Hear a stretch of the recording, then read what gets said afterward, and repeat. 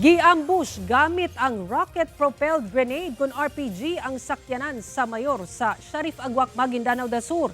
Hinuon luwas ang mayor apan samdan ang iyang duha ka security escorts. Tulo ka mga sospek ang patay sa gilusad nga hot pursuit operation. Nakaalerto si Argil Relator. Samtang nakaparada ang minivan sa Barangay Mother Poblacion sa Sharif Agwak, Maguindanao del Sur, Domingo sa buntag.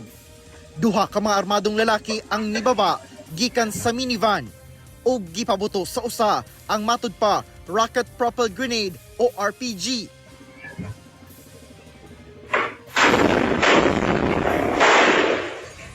Gitarget di ay nila ang convoy ni Sharif Agwak Mayor Dato Ahmad Mitra Ampatuan Sr.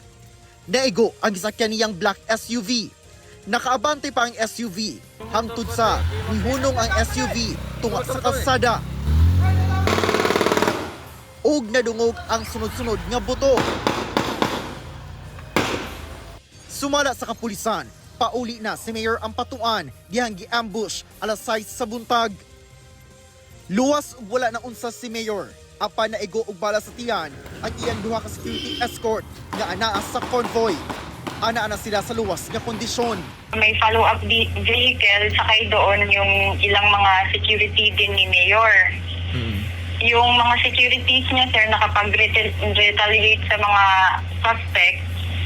But dalawa sa securities niya ay wounded din kanina. Both ay may tama sa left side ng abdomen. Nisibat ang mga suspect sakay sa minivan. Sa hot pursuit operation, tulo ka mga suspect ang napatay sa kasikbit nga lungsod sa Dato Unsay.